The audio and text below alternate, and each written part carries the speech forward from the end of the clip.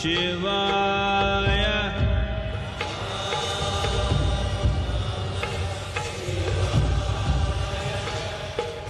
Om Namah Shivaya.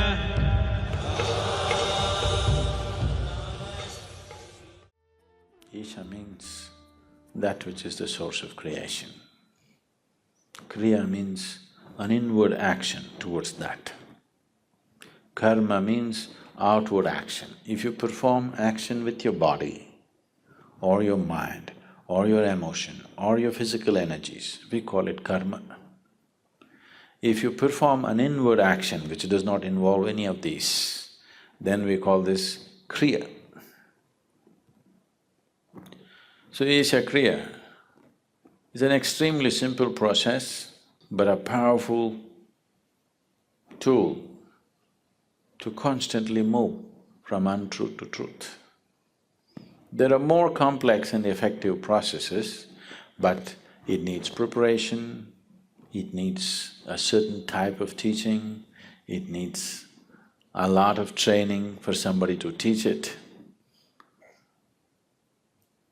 But this is a process, generally, all the processes, spiritual processes which move a person in this direction also involve physiological changes. Wherever physiological changes are involved, it's extremely important that the teacher is substantially trained.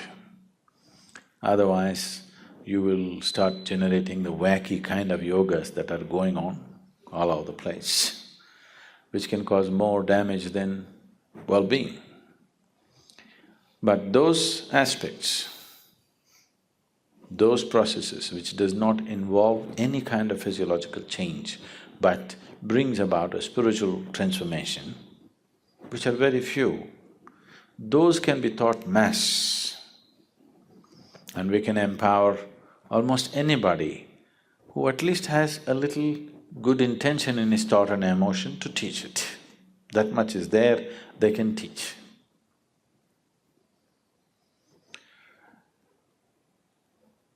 We will do this process right now. You need to understand a little bit about what this is. Is everybody breathing here right now? Please check.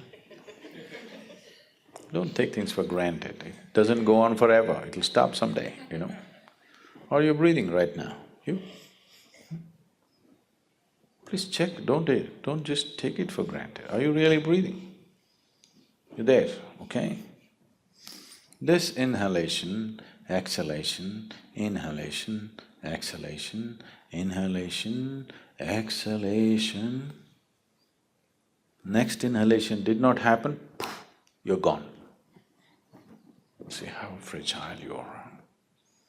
Just if this one inhalation does not go, wherever we look, you won't be around. At the same time, so fragile human life is, at the same time, how sturdy it is, how many things a human being can do in this world.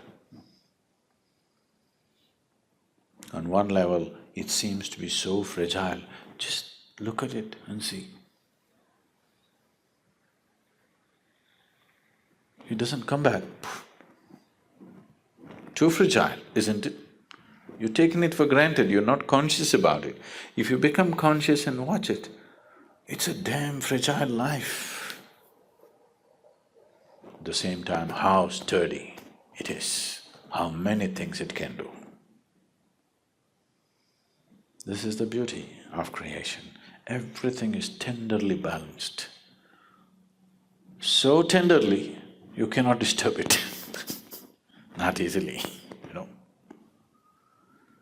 The whole creation is like this, it's just like that.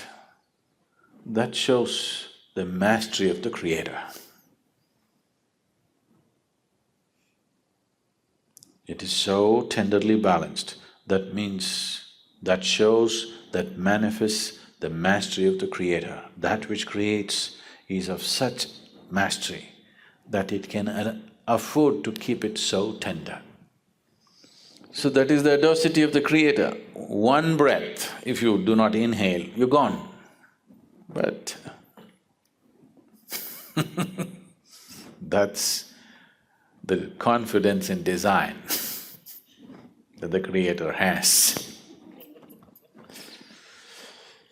So this breath is not just about exchange of oxygen and carbon dioxide. In yoga, we call this the Koorma Nadi. Breath is referred to as the Koorma Nadi. Now,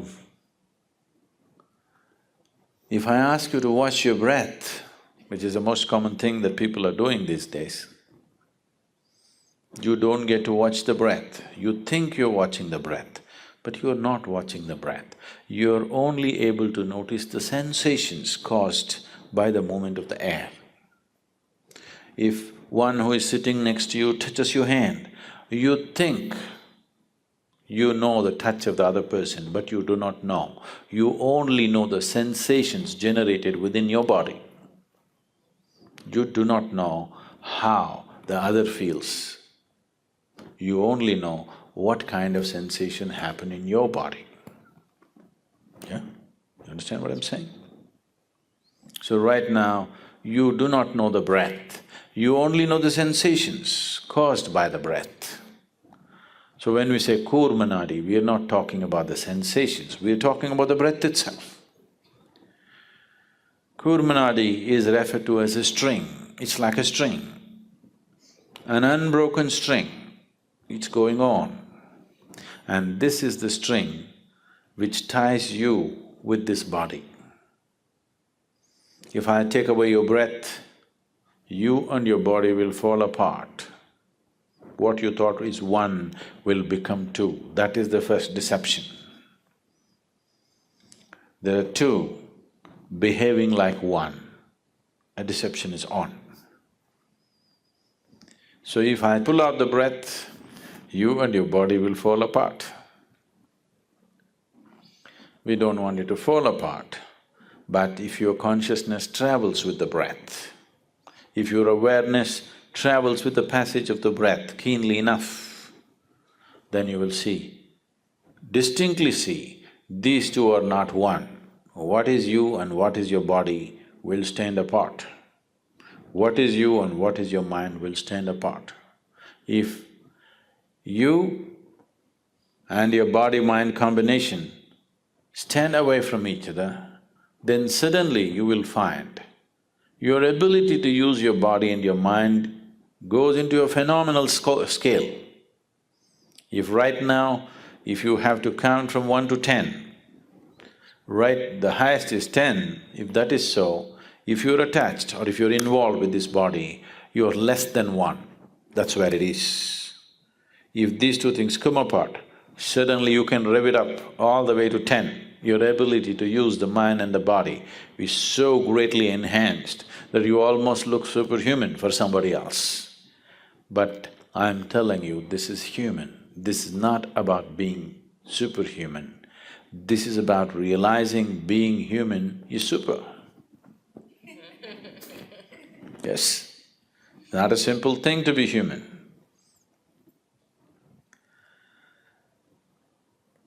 Now the Isha Kriya just involves this.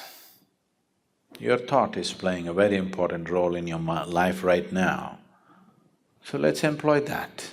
And your breath is vital, so let's employ that. And without your awareness, you wouldn't know that you're even here right now.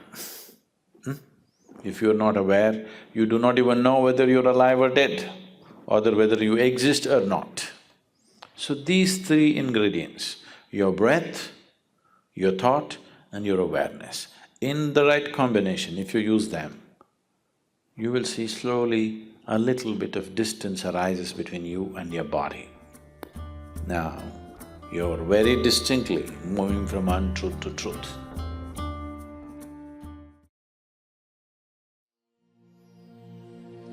Shariram surupam yatha va kalatram yashascharuchitram dhanam merutulyam gurorandripadme manaschena lagnam tata kim